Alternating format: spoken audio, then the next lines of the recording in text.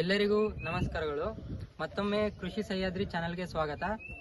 ನಾನು ಕಲ್ಲೇಶ್ ಮತ್ತು ಇವನು ಲೋಹಿತ್. ನಾವು ಅಂತಿಮ ವರ್ಷದ ಕೃಷಿ ವಿದ್ಯಾರ್ಥಿಗಳು, ಕೃಷಿ ಮತ್ತು ತೋಟಗಾರಿಕಾ ವಿಶ್ವವಿದ್ಯಾನಿಲಯ ಇರುವಕ್ಕಿಯಿಂದ. ನಾವು ಇವತ್ತು ಉಳ್ಗೊಂಡನಹಳ್ಳಿ ಗ್ರಾಮ, ಚಿತ್ರದುರ್ಗ ಜಿಲ್ಲೆಯಲ್ಲಿದ್ದೀವಿ. ಈ ಜಿಲ್ಲೆ 2010ರಲ್ಲಿ ಸಾವಯವ ಕೃಷಿಗೆ ಕನ್ವರ್ಟ್ ಮಾಡೋಕ್ಕೆ ಕೃಷಿ ಇಲಾಖೆಯವರು ಪಣ ತೊಟ್ಟಿದ್ರು. ಇದರಿಂದ ಪ್ರೇರಿತ ಆದ ಒಬ್ಬ ರೈತರು ಇಲ್ಲಿ ಎರೆಹುಳ ಗೊಬ್ಬರ ಮತ್ತು ಅದರ ಮಾರಾಟಿಕೆ ಮತ್ತು ಎರೆಹುಳಗಳನ್ನು ಮಾರಾಟ ಮಾಡಿ ವರ್ಷಕ್ಕೆ 5 ರಿಂದ 6 ಲಕ್ಷ ಆದಾಯ ಗಳಿಸ್ತಿದ್ದಾರೆ. ಬನ್ನಿ ಅವ್ರನ್ನ ಮಾತಾಡ್ಸೋಣ. ನೀವೇ ನೋಡ್ಬೋದು, ಇವರು ಯಾವುದೇ ತರಹದ ಮಾಡರ್ನ್ ಟೆಕ್ನಾಲಜಿ ಆಗಲಿ, ಪೈಪ್ಗಳು ಮತ್ತೆ ಶೆಡ್ಗಳಾಗಲಿ ಕಟ್ಟಿಲ್ಲ. ಇರೋದ್ರಲ್ಲಿ ಇವರು ತೆಂಗಿನ ಗರಿ ಮತ್ತು ಮರಗಳನ್ನ ಉಪಯೋಗಿಸ್ಕೊಂಡು ನೀವೇ ನೋಡಿರ್ಬೋದು ಯಾವ ರೀತಿ ಮಾಡಿದ್ದಾರೆ ಅಂತ. ಈ 2 ಹಸುಗಳನ್ನಷ್ಟೇ ಇವರು ಮೇಂಟೈನ್ ಮಾಡಿದ್ದಾರೆ. ಇದರಲ್ಲಿ ಇವರು ಇಷ್ಟು ಒಂದು ಇಳುವರಿಯನ್ನ ಹೇಗೆ ತೆಗೆದ್ರು, ಇವರು ಪ್ರಗತಿಪರ ಹಾದಿಯನ್ನ ಪರಿಚಯ ಮಾಡ್ಕೊಳ್ಳೋಣ ಬನ್ನಿ. ಎಲ್ಲರಿಗೂ ನಮಸ್ಕಾರ. ಇವತ್ತು ನಮ್ಮ ಜೊತೆ ಇದ್ದಾರೆ ಪ್ರಗತಿಪರ ಕೃಷಿಕರಾದ ನಾಗರಾಜ್ ಅವರು. ಇವರು ಎರೆಹುಳು ಗೊಬ್ಬರದಿಂದ ಮತ್ತು ಎರೆಹುಳು ಮಾರಾಟಿಕೆಯಿಂದ ಪ್ರತಿ ವರ್ಷ 6 ರಿಂದ 7 ಲಕ್ಷವನ್ನ ಆದಾಯ ಗಳಿಸ್ತಾರೆ. ಬನ್ನಿ ಇವತ್ತು ಇವರು ಪರಿಚಯ ಮಾಡ್ಕೊಳ್ಳೋಣ. ನಾಗರಾಜ್ ಅಂತ, ನಮ್ಮೂರು ಗೋಗೊಂಡಹಳ್ಳಿ, ಹಿರಿಯ ತಾಲೂಕು, ಐಮೂರು ಹೋಬಳಿ, ಚಿತ್ರದುರ್ಗ ಜಿಲ್ಲೆ. 2010ರಲ್ಲಿ ಸಾವಯವ ಕೃಷಿ ಅಂತ ಹೇಳಿ ನಮ್ಮ ಕೃಷಿ ವಿಜ್ಞಾನಿಗಳು, ಗೊಬ್ಬರ ಫಾರಂ KVK, ಹಿರಿಯರು ಕೃಷಿ ಇಲಾಖೆ, ಐಮಂಗಳ ರೈತ ಸಂಪರ್ಕ ಕೇಂದ್ರ ಐಮಂಗಳದವರು, ಕರ್ನಾಟಕ ಸರ್ಕಾರ ಸೇರಿ ನಮಗೆ ಸಾವಯವ ಗ್ರಾಮ ಅಂತೇಳಿ ಆಯ್ಕೆ ಮಾಡ್ತೀವಿ 2010ರಲ್ಲಿ. ಅವತ್ತು ಆಯ್ಕೆ ಮಾಡಿದ್ರಿಂದ ನಾವು ಹಿಂದೆಲ್ಲ ತಿಪ್ಪೆ ಗೊಬ್ಬರ ಮಾಡ್ಕೊಂಡು ಗಾಡಿಯಲ್ಲಿ ತಿಪ್ಪೆ ಗೊಬ್ಬರ ಮಾಡ್ಕೊಂಡು ನಮ್ಮ ಜಮೀನಿಗೆ ಹಾಕ್ತಿದ್ವಿ. ಯಾವುದೇ ರಾಸಾಯನಿಕ ಗೊಬ್ಬರಗಳು ಅವತ್ತು ಸಿಗ್ತಿರಲಿಲ್ಲ. ಇವತ್ತು ನಾವು ಹಿಂದಿಂದಲೂ ಕೂಡ ನಾವು ತಿಪ್ಪೆ ಗೊಬ್ಬರನೇ ಮಾಡ್ಕೊಂಡು ನಮ್ಮ 8 ಎಕರೆ ಜಮೀನಿದೆ ನಮ್ಮದು. 8 ಎಕರೆ ಜಮೀನಿಗೂ ನಾವು ತಿಪ್ಪೆ ಗೊಬ್ಬರ ಹಾಕ್ತಿದ್ವಿ, ಕುರಿ ಮಂದೆ ಬಿಡಿಸ್ತಿದ್ವಿ, ಎತ್ತಿನಿಂದ ಬೇಸಾಯ ಮಾಡ್ತಿದ್ವಿ. ಇವತ್ತು ನಮಗೆ ಅವೆಲ್ಲ ಬಿಟ್ಬಿಟ್ಟು ಇದು ವರ್ಷದ ತನಕ ನೀವು ತಿಪ್ಪೆ ಕಾಯೋದು ಬೇಡ, ನೀವು ಸಾವಯವ ಕೃಷಿ ಮಾಡ್ಕೊಳ್ರಿ, ಈಗ 3 ತಿಂಗಳಿಗೊಂದ್ಸಾರಿ 4 ತಿಂಗಳಿಗೊಂದ್ಸಾರಿ ಎರೆಹುಳು ಗೊಬ್ಬರ ತೆಗೀರಿ ಅಂತ ಹೇಳಿ ನಮ್ಮ ಕೃಷಿ ವಿಜ್ಞಾನಿಗಳು ನಮಗೆಲ್ಲ ಬಂದು ಇಲ್ಲೆಲ್ಲ ಮಾಹಿತಿ ಕೊಟ್ಟು ಈ ತೊಟ್ಟಿ ಕಟ್ಟಿಸ್ಕೊಟ್ಬಿಟ್ಟು ಸಾವಯವ ಗ್ರಾಮ ಅಂತ ಘೋಷಣೆ ಮಾಡಿ ನಮಗೆಲ್ಲ ಸಾಕಷ್ಟು ತರಬೇತಿ ಕೊಡಿಸಿದ್ರು. ರುದ್ರಮನ ಸಾರು ಮತ್ತು ಇವರು ರಜನಿಕಾಂತ್ ಸಾಹೇಬರು ನಮ್ಮ ಲೋಕಲ್ನ NGO ಆಗಿ ಇಲ್ಲಿ ಬಂದು 3 ವರ್ಷಗಟ್ಟಲೆ ನಮ್ಮೂರಿನಲ್ಲೇ ಇದ್ರು. ಅವರು ಬಂದು ನಮಗೆ ಸಹಾಯ ಮಾಡಿಕೊಟ್ರು. ನಾವು ಅಲ್ಲಿಂದ ಇಲ್ಲಿ ಇವರೆಗೂ ಇಡೀ ಊರಿನಲ್ಲಿ 120 ಜನಕ್ಕೆ 120 ಎರೆಹುಳು ಘಟಕಗಳು, 120 ಕಾಂಪೋಸ್ಟ್ ಘಟಕಗಳು, ಬಯೋಡೈಸ್ಟರ್ಗಳು, ಜೀವಾಮೃತ ಘಟಕಗಳು ಮತ್ತು ಪಂಚಗವ್ಯ ಮಾಡೋಕ್ಕೆ ಡ್ರಮ್ಗಳು ಇವೆಲ್ಲ ನಮಗೆ ಕೊಟ್ಟು ಆಕೆಗೆ ದನಿ ಕಟ್ಟಕ್ಕೆ ನಮಗೆ ಎಲ್ಲ ನೆಲದ ಮೇಲೆ ಕಟ್ತಿದ್ವಿ. ಗಂಜು ವೇಸ್ಟ್ ಆಗ್ತಿತ್ತು. ಇವತ್ತು ನಮಗೆ ಆಕೆ ಬಂಡೆ ಕೊಟ್ಟರು, ಗಂಜಿಲ್ ಗುಂಡಿ ಮಾಡಿಕೊಟ್ರು. ಇವತ್ತು ಗಂಜು ನಮಗೆ ಸಿಗುತ್ತೆ. ಆಕೆಗೆ ಅಲ್ಲಿ ನಮ್ಮ ಹಸುಗಳು ಆರೋಗ್ಯವಾಗಿರ್ತವೆ, ಗಬ್ಬು ಮಾಡ್ಕೊಂಬಂಗೆ ಅಂತೇಳಿ ಎಲ್ಲ ಮಾಡಿಕೊಟ್ಟೋದ್ರಿಂದ ನಾವು ಎರೆಹುಳು ಗೊಬ್ಬರ ಹೆಂಗೆ ತಯಾರು ಮಾಡಬೇಕು, ಅದು ಹೆಂಗಿರುತ್ತೆ ಎಂಬುದೇ ನಮಗೆ ಗೊತ್ತಿರಲಿಲ್ಲ. ನಮ್ಮ ವಿಜ್ಞಾನಿಗಳೆಲ್ಲ ನಮಗೆ ಸಾಕಷ್ಟು ತರಬೇತಿ ಕೊಟ್ಟು ನಮಗೆ ಇವೆಲ್ಲ ಮಾಡಿಸ್ಕೊಟ್ಟಿದ್ರು. ಅದರಿಂದ 2010ರಿಂದ ನಾನು ಗೊಬ್ಬರ ತಯಾರಾಯ್ತು. 2011ಕ್ಕೆ ಅಲ್ಲಿವರೆಗೂ ಆಗಲಿಲ್ಲ. ಉಳಿನ ಸಂಖ್ಯೆ ಕಮ್ಮಿ ಇದ್ದರೆ ಗೊಬ್ಬರ ಜಲ್ದಿ ಆಗಲ್ಲ. ಉಳಿನ ಸಂಖ್ಯೆ ಜಾಸ್ತಿ ಆಗ್ತಿದ್ದಂಗೆ ಗೊಬ್ಬರ ಜಾಸ್ತಿ ಆಯಿತು. ಆವಾಗ ಗೊಬ್ಬರ ನಮ್ಮ ಹೊಲಕ್ಕೆ ಹಾಕಿ ನಿಕ್ಕಿದಾಗ ಏನು ಮಾಡಬೇಕು, ನಾವು NGO ಅವರಿಗೂ ನಮ್ಮ ಕೃಷಿ ಇಲಾಖೆ ವಿಜ್ಞಾನಿಗಳಿಗೂ ನಮ್ಗೆ ಸಾಕಷ್ಟು ಎರೆಹುಳ ಉತ್ಪತ್ತಿ ಆಗೈತೆ, ಎರೆಹುಳ ಗೊಬ್ಬರ ಐತೆ ಸರ್, ನಮ್ಮ ಹೊಲಕ್ಕೆ ಹಾಕಿ ಮಿಕ್ಕಿದ್ನ ಮಾರಾಟ ಮಾಡಬೇಕು, ಇದು ಹೆಂಗೆ ಅಂತ ಕೇಳಿದಾಗ ನೀವು ಯಾವುದೇ ಫಂಕ್ಷನ್ ಇರಲಿ ಅಲ್ಲಿ ಬರ್ರಿ, ಆ ಫಂಕ್ಷನ್ನಲ್ಲಿ ನಿಮ್ಮ ಅಡ್ರೆಸ್ಸು ಫೋನ್ ನಂಬರ್ ಇಡ್ರಿ, ನೀವು ಎರೆಹುಳು ಗೊಬ್ಬರನೂ ನೀವು ಇಡ್ರಿ ಅಲ್ಲಿ ಫಂಕ್ಷನ್ನಲ್ಲಿ ವಸ್ತು ಪ್ರದರ್ಶನಕ್ಕೆ. ಅಲ್ಲಿ ಬಂದಂಥ ರೈತರೆಲ್ಲ ನಿಮ್ಮ ಅಡ್ರೆಸ್ಸು ಫೋನ್ ನಂಬರು ಬರ್ಕೊಂಡು ಹೋಗಿ ನಿಮಗೆ ಇಂಪ್ರೂವ್ ಆಗುತ್ತೆ. ಇದಕ್ಕೆ ಮಾರುಕಟ್ಟೆ ಇಲ್ಲ, ನೀವೇ ಮಾರುಕಟ್ಟೆ ಮಾಡ್ಕೋಬೇಕು ಅಂತ ನಮ್ಮ ವಿಜ್ಞಾನಿಗಳು ಹೇಳಿದರು. ಆವತ್ತು ನಮಗೆ ಯಾರೋ ಬಂದು ಎಲ್ಲ ವಿಜ್ಞಾನಿಗಳು ಕೇಳಿ ಬಂದು ಗೊಬ್ಬರ 5 ರೂಪಾಯಿ kg ಹಂಗೆ ನಾವು ಗೊಬ್ಬರ ಮಾರಾಟ ಮಾಡಿದ್ವಿ. ಅವತ್ತು 5 ರೂಪಾಯಿಯಿಂದ 6 ರೂಪಾಯಿ, 7 ರೂಪಾಯಿ, 8 ರೂಪಾಯಿ, ಇವ 10 ರೂಪಾಯಿಗೆ ಮಾರಿ ಇವತ್ತು 12 ರೂಪಾಯಿಗೆ 1 kg ಗೊಬ್ಬರ ಮಾರಾಟ ಮಾಡ್ತಾಯಿದ್ದೀವಿ. 300 ರೂಪಾಯಿ ಕೊಡ್ತಿದ್ದ ಹುಳನ 400 ರೂಪಾಯಿ kg ಹುಳ ಮಾರಾಟ ಮಾಡ್ತಾಯಿದ್ದೀವಿ. ಇವತ್ತು ನಮ್ಮ ಹೊಲಕ್ಕೆ ಹಾಕಿ ಮಿಕ್ಕಿದ್ದೇ ನಾವು ಮಾರಾಟ ಮಾಡೋದು. ನಮ್ಮ ಹೊಲಕ್ಕೆಲ್ಲ ಸಾವಯವನ್ನೇ ಬಿಟ್ಟರೆ ಬೇರೆ ಯಾವುದು ನಾವು ಬೆಳೆಸಲ್ಲ. ನನಗೆ ಇದ್ರ ಬಗ್ಗೆ ಏನು ಗೊತ್ತಿಲ್ಲ. ನಾನು ಇವಾಗ ಹೊಸದಾಗಿ ಇದನ್ನ ಏನಾದ್ರು ಸ್ಟಾರ್ಟ್ ಮಾಡಬೇಕು ಅಂತಂದ್ರೆ ಯಾವ ತರ ಸ್ಟಾರ್ಟ್ ಮಾಡೋಣ? ಈಗ ನೀವು ಹೊಸದಾಗಿ ನಿಮ್ಗೆ ಏನು ಗೊತ್ತಿಲ್ಲ, ಎರೆಹುಳು ಗೊಬ್ಬರ ತೊಟ್ಟಿದ್ದು ಗೊತ್ತಿಲ್ಲ, ಎರೆಹುಳು ಹೆಂಗಿರುತ್ತೆ ಅನ್ನೋದು ಗೊತ್ತಿಲ್ಲ, ಗೊಬ್ಬರ ಹೆಂಗಾಗುತ್ತೆ ಅನ್ನೋದು ಗೊತ್ತಿಲ್ಲ. ಇವತ್ತು ನಮ್ಮ ಮಾಹಿತಿ ಪಡೆಯೋಕ್ಕಾಗಿ ನೀವು ಬಂದಿದ್ದೀರಾ. ಇವತ್ತು ಈ ಜೋಡಿ ತೊಟ್ಟಿ ಸಿಮೆಂಟ್ ಇಟ್ಟಿಗೆಯಲ್ಲಾದರೂ ಕಟ್ಕೋಬಹುದು, ಇದು ಸೀಲ್ ಇಟ್ಟಿಗೆಯಲ್ಲಾದರೂ ಕಟ್ಕೋಬಹುದು. ನಾವು ಈ ಕಡಪೆ ಕಲ್ಲು ಇಳಿಸಿ ಕಡಪೆ ಕಲ್ಲಲ್ಲಿ ಇದನ್ನ ಕಟ್ಕೋಬಹುದು. ಮತ್ತು ಇದು ನೆಲದಲ್ಲಿ ಟ್ರಂಚ್ ಹೊಡೆದು ಸುತ್ತರ್ಕೊಂಡು ಬದ ಹಾಕ್ಕೊಂಬಿಟ್ಟು ನೀರು ಯಾವ ಹೊರಗಡೆ ಬರ್ದಂಗೆ ಟ್ರಂಚ್ ಹೊಡೆದು ನೆಲದಲ್ಲಿ ಕೂಡ ಇದು ಮಾಡ್ಕೋಬೇಕು. ಯಾವುದ್ರಲ್ಲಿ ಮಾಡಿದ್ರು ಮೇಲ್ಗಡೆ ಚಪ್ರ ನಾವು ಹಾಕ್ಲೇಬೇಕು. ನೀವು ನೆಲದಲ್ಲಿ ಮಾಡಿರೋ ಹಾಕಬೇಕು, ತೊಟ್ಟಿ ಮಾಡಿರೋ ಹಾಕಬೇಕಾಗುತ್ತೆ. ತೊಟ್ಟಿ ಸಪ್ರ ಇಲ್ದ ಮೇಲೆ ಎರೆಹುಳು ಗೊಬ್ಬರ ಮಾಡೋಕ್ಕೆ ಬರಲ್ಲ. ಆಮೇಲೆ ಇವಾಗ ಪ್ಲಾಸ್ಟಿಕ್ ನಾವು ಇವು ಬೇರೆ ಕವರ್ ಬಂದಿದ್ದಾವೆ, ಅದರಲ್ಲಿ ಕೂಡ ಮಾಡ್ಬೋದು. ಇದನ್ನ ಇವತ್ತು ನಮಗೆ ಕೃಷಿ ಇಲಾಖೆಯಿಂದ ನಮಗೆ ಕೊಟ್ಟಿದ್ದರಿಂದ ಅವತ್ತು 10 ರೂಪಾಯಿ ಒಂದು ಇಟ್ಟಿಗೆ ಇತ್ತು. ನಮಗೆ ಈಗ 136 ಇಟ್ಟಿಗೆ ಬಿದ್ದಿದ್ದಾವೆ ಈ ಜೋಡಿ ತೊಟ್ಟಿಗೆ. 15 ಅಡಿ ಉದ್ದ ಐತೆ, 4 ಅಡಿ ಯಾರಿಗೂ ಒಂದೊಂದು ಬಾಕ್ಸ್ ಮಾಡ್ಕೊಂಡಿದ್ದೀವಿ. 136 ಇಟ್ಟಿಗೆ ಆದರೆ ಈ ಜೋಡಿ ಬಾಕ್ಸು ನಮಗೆ ಒಂದು ಎರೆಹುಳು ಘಟಕ ಆಗಿಬಿಡುತ್ತೆ. ಅದಕ್ಕೆ ಒಂದು 2 ಚೀಲ ಸಿಮೆಂಟ್ ಬೇಕಾಗುತ್ತೆ, ಒಂದು 60 ಬಾಂಡ್ಲಿ ಮಳೆ ಬೇಕಾಗುತ್ತೆ. ನಾವು ತಳಕ್ಕೆ ಏನು ನಾವು ಸಿಮೆಂಟ್ ಗಿಲವ್ ಮಾಡಿಲ್ಲ, ನೆಲದಲ್ಲೇ ಮಾಡಿದ್ವಿ. ಯಾಕೆಂದರೆ ನೆಲದಕ್ಕೆಲ್ಲ ನಾವು ಕಾಂಕ್ರೀಟ್ ಹಾಕಿ ಸುತ್ತರ್ಕೊಂಡು ಪ್ಲಾಸ್ಟಿಂಗ್ ಮಾಡ್ಕೊಂಡ್ರೆ ನಾವು ಹಾಕಂಥ ನೀರು, ಗೊಂಜಲು, ಸಗಣಿ, ತೇವಾಂಶ ಆರಲ್ಲ. ಅದು ತೇವಾಂಶ ಆರದು ಹೋಗೋದ್ರಾಗ ಏನು ಮಾಡುತ್ತೆ, ನಮ್ಮ ಜೇಡಿ ಮಣ್ಣಿನ ಥರ ಕೊಚ್ಚೆ ಥರ ಗೊಬ್ಬರ ವಾಸನೆ ಬರ್ತದೆ. ಇದರಲ್ಲಿ ಒಂದು ಸ್ವಲ್ಪ ನೀರು ಹಿಂಗಬೇಕು ಭೂಮಿಗೆ ಹಿಂಗಂಗೆ ನಾವು ಮಾಡ್ಕೊಂಡ್ರೆ ನಮಗೆ ಟೀ ಪುಡಿ ಥರ ನಮಗೆ ಗೊಬ್ಬರ ರೆಡಿಯಾಗಿ ಸಿಗ್ತದೆ. ಟೀ ಪುಡಿ ಥರ ಇರಬೇಕು ಅಂದರೆ ನಾವು ಇದು ಮಾಡಬೇಕು. ಈ ಥರ ನುಣಗಾಗಬೇಕು ಅಂದರೆ ಈ ಥರ ಆಗಲ್ಲ. ಅದು ಕೊಚ್ಚೆ ಥರ ಇರುತ್ತೆ, ನಮಗೆ ಗೊಬ್ಬರ ತಕ್ಕೊಂಬಕ್ಕೆ ಬರಲ್ಲ, ಹುಳ ಬದುಕಲ್ಲ. ಅದರಿಂದ ನಾವು ನೆಲಕ್ಕೇನು ಕಾಂಕ್ರೀಟ್ ಮಾಡಿಲ್ಲ, ಕಾಂಕ್ರೀಟ್ ಮಾಡ್ದಲ್ಲೇ ನಾವು ಮಾಡಿದ್ದೀವಿ.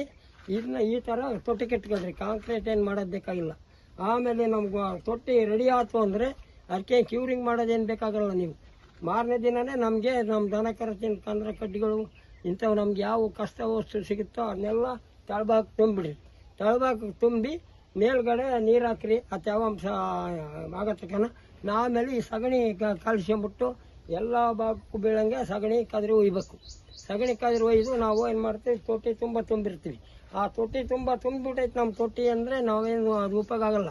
ನಾವು ಸಗಣಿ ನೀರು ಹಾಕಿ ಸಗಣಿ ಗಂಜು ಇದನ್ನೆಲ್ಲ ಕದ್ರಿ ಒಯ್ದಾಗ ನಮ್ಮ ತೊಟ್ಟಿ ತುಂಬಿದ್ದು ಒಂದು ಅರ್ಧ ಅಡಿಗೆ ಹೋಗ್ಬಿಡುತ್ತೆ. 3 ಅಡಿ ಆಯ್ತಿರೋದು ಅರ್ಧ ಅಡಿ ಆಗುತ್ತೆ.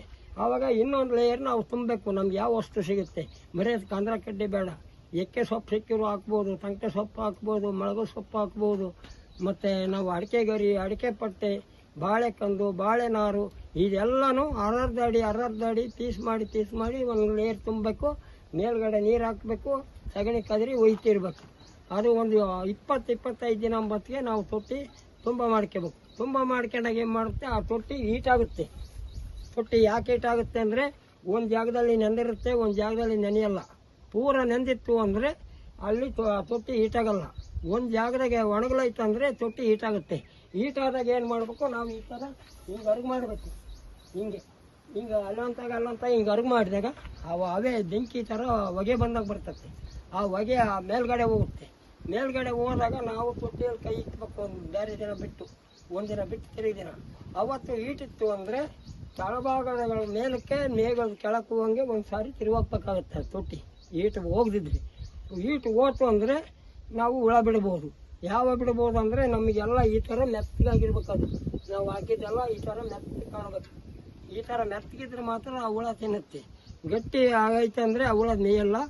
ನಾವು ಇದಕ್ಕೆ ಊಟಕ್ಕೆ ಉಪ್ಪಿನಕಾಯಿ ನಿಂತ್ಕೊಂಡಂಗೆ ನಾವು ಯಾವುದೇ ವಸ್ತು ಹಾಕಿರೂ ಆ ಸಗಣಿ ಕದ್ರಿ ಒಯ್ದಾಗ ಆ ದಂಟಿನ ಮೇಲೆ, ಆ ಕಡ್ಡಿ ಮೇಲೆ ಕುತ್ಕೊಂಬುತ್ತೆ. ಆ ಕುತ್ಕೊಂಡಾಗ ನಮ್ಮ ಹುಳ ತಿಂಬುತ್ತೆ ಅದನ್ನ. ಆ ಥರ ರುಚಿ ಇದ್ದರೆ ನಾವು ಮೆತ್ತಗೆ ಮಾಡಿ ಕೊಟ್ಟರೆ ಹುಳ ಮೇಯುತ್ತೆ. ಗಟ್ಟಿ ಆಗೈತೆ ಅಂದರೆ ಹುಳ ಮೇಯಲ್ಲ. ಆಮೇಲೆ ಈ ತೇವಾಂಶ ಯಾವಾಗಲೂ ಇರ್ಬೇಕು. ನಮಗೆ ಈ ತೇವಾಂಶ ಇಕ್ಕಬೇಕು. ಒಣಗಲಾತು ಅಂದರೆ ಹುಳ ಬದುಕಲ್ಲ, ನಮಗೆ ಗೊಬ್ಬರ ಆಗಲ್ಲ. ಯಾವಾಗ ನಾವು ಹಾಕೋದು ಸ್ವಲ್ಪ ಕಡಿಮೆ ಮಾಡಿದ್ರೂ ನಾವು ತೇವಾಂಶ ಮಾತ್ರ ಇಟ್ಕೋಬೇಕು. ತೇವಾಂಶ ಇತ್ತು ಅಂದರೆ ನಾವು ಹುಳನೂ ಇರುತ್ತೆ, ನಮ್ಮ ಗೊಬ್ಬರನೂ ಚೆನ್ನಾಗಾಗುತ್ತೆ. ನಾವು ಹಾಕಿದ ಯಾವುದೇ ವಸ್ತು ಹಾಕಿದ್ರೂ ಅದು ಇಷ್ಟು ದಪ್ಪ ಇದ್ರೂ ಅದನ್ನೆಲ್ಲ ತಿಂದು ಟೀ ಪುಡಿ ಥರ ಪುಡಿ ಮಾಡಿ ನಮಗೆ ಗೊಬ್ಬರ ಕೊಡುತ್ತೆ. ಆ ಗೊಬ್ಬರ ಆಯ್ತು ಅಂದಾಗ ಆ ಗೊಬ್ಬರದ ಜೊತೆಗೆ ನಾವು ಪಕ್ಕ ತೊಟ್ಟಿ 2 ತುಂಬಿಡ್ತೀವಿ. 2 ತುಂಬಿ ಅದು ಕುಸಿತ ಇರುತ್ತೆ. ಕುಸಿತ ಇದ್ದಾಗ ಏನು ಮಾಡಬೇಕು, ಪಕ್ಕ ತೊಟ್ಟೆಗಳಿಗೂ ಇದಕ್ಕೆ ಹಾಕಿಬಿಡ್ಬೇಕು. ನಾವು ಅದನ್ನ ಖಾಲಿ ಮಾಡಿಬಿಡ್ಬೇಕು. ಇದಕ್ಕೆ ಇಷ್ಟ ಹತ್ರ ಬರಲ್ಲ, ಮೇಲ್ಗಡೆ ಹಾಕಿಬಿಡ್ಬೇಕು. ಹಾಕಿ ಇದಕ್ಕೆ ಸಗಣಿ ಕದ್ರೊಯ್ದು ಅದಕ್ಕೆ ಬೇರೆ ವಸ್ತುಗಳನ್ನೆಲ್ಲ ತುಂಬ್ತಾ ಇದ್ದರೆ ಇದರ ಗೊಬ್ಬರ ರೆಡಿ ಆಗತ್ತೆ.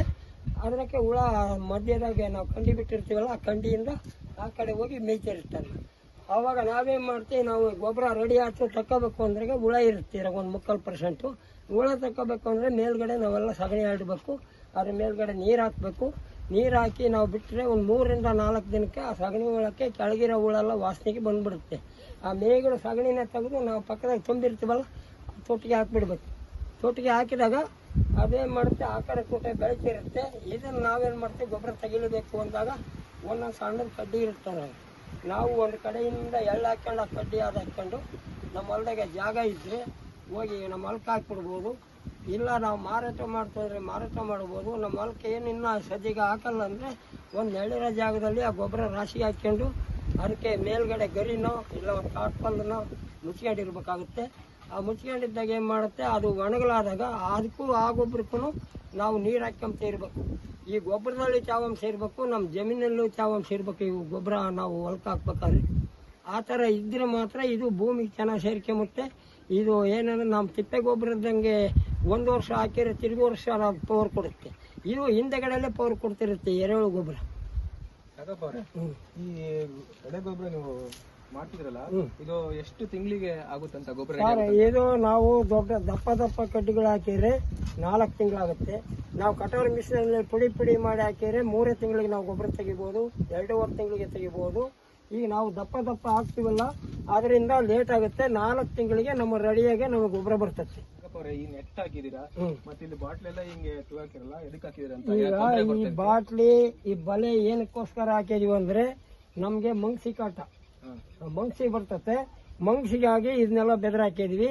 ಈ ಬಾಟ್ಲಿ ಕಟ್ಟಿದೀವಿ ಅಂದ್ರೆ ಇದು ಗಾಳಿ ಬೀಸಿದಾಗ ಸೌಂಡ್ ಬರ್ತದೆ. ಆ ಸೌಂಡ್ ಬರೋದಕ್ಕಾಗಿ ನಾವು ಇದನ್ನ ಕಟ್ಕೊಂಡಿದ್ವಿ ಹಿಂಗೆ.